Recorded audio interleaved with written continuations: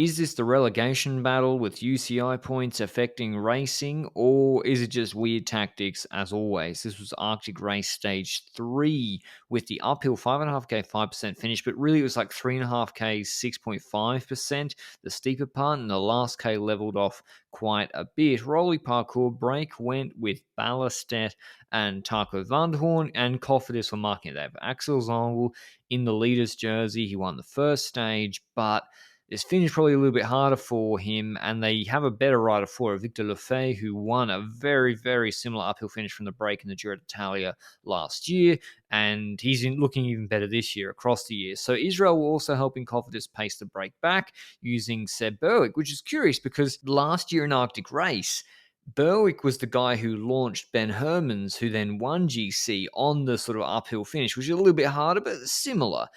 And yet, because he's not in Israel's top 10 in points, now, and he's being used to pace the break back on the flat when they've got Ugo, who's a bit more of an engine. Now, it might be completely unrelated to points. It might be the fact that Berg lost time on stage one. It might be the fact that they just like Tour de France stage winner Ugo more for the finish. But yeah, it was curious to me that they used him on the flat, and you see moving up on the left-hand side, Hagen, who they went for, Clark was going to be used as a domestique, and who they just extended, and Ugo. And there's also Chris Naylands there as well. So Berg did a good job pulling it back on the flat. But I do wonder if this could have been different for Israel if he'd been used on the final climb, either to bring back attackers, to set a steadier pace, which Ugo probably would have liked a little bit more. And here we're nearly at the base. We're at the base on the profile, but it's got a little descent in it. It starts probably at 3.5 Ks. They bring back the break perfectly in time. It's still a pretty big peloton, and Cofidis have got one domestic, Anthony Perez, for two riders, Victor Lefay and Axel Zongel, and they play the base of this climb to perfection. Like, unbelievably good work from Perez and Lefay at the base, because here you see DSM Rider goes. It's very early in the climb. The steep section only starts about 2.2 Ks to go, so Lefay lets the wheel of Perez go, and he lets Perez go with the DSM Rider, and then he has Nick Schultz has to close it in the wind. And so on this, fast draft section here, we're talking 6%. Draft is still really important.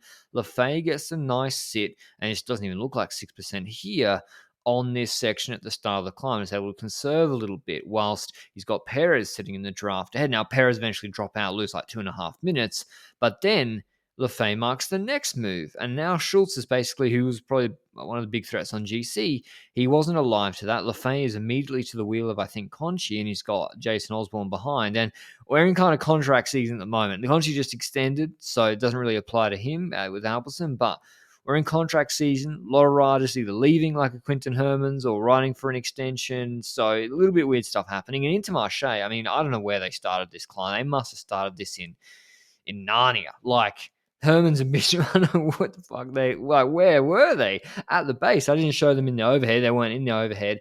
Like, I don't know.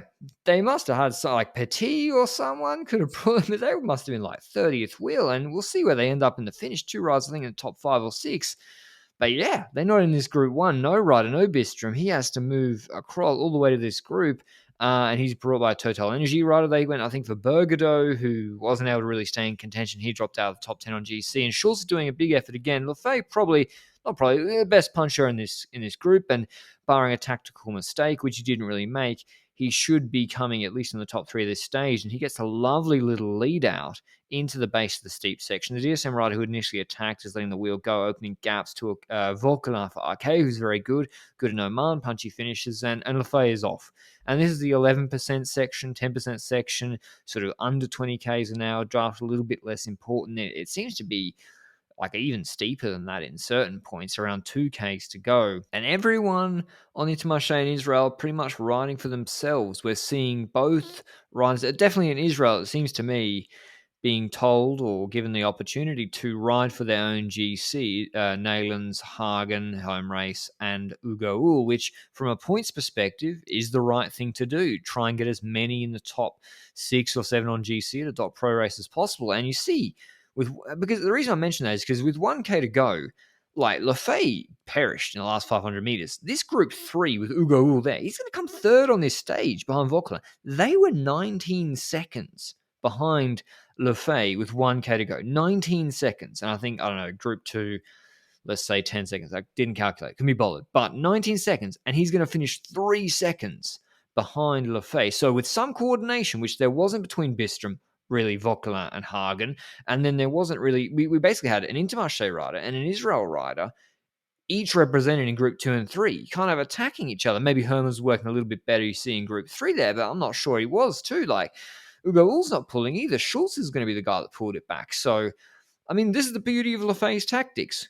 Conserved at the start, attacked on the steep section, let the group 2 and 3 dynamics play out, as you can see here behind, and you'll be able to hold on even if you are suffering right at the end on the flatter section. He wins the stage, takes a 7-second GC lead at Arctic Race of Norway. Final stage tomorrow, Vauquelin second. Ugo Ull comes out of nowhere third. I think Bistrom fourth, Hagen fifth, Herman sixth, Jason Osborne seventh, Schultz eighth on the same time as well as Cezanne, and then Conchi on 9 seconds. But GC is not over. I mean, 7 seconds is nothing. Ugo Ull is on 9 seconds. Israel should be trying to use Hagen and Ull to try and do something against Lefay because Zangel's fallen out of the top 10 on GC. And if you remember, Herman's lost GC at this race before in his career on the final stage. He should have lost it, I think, last year, if I can't remember which team. It was some bad tactics. Go and watch the video from last year. It was a worst tactics part whatever compilation. It's a tricky, tough little stage, hilly stage tomorrow, difficult to control. So hopefully Arkea, hopefully Israel or Intermarché, who are safe from the relegation perspective, really should be trying to get one of their guys on the podium tomorrow. So hopefully it's a good stage. Join me for the recap tomorrow. Ciao.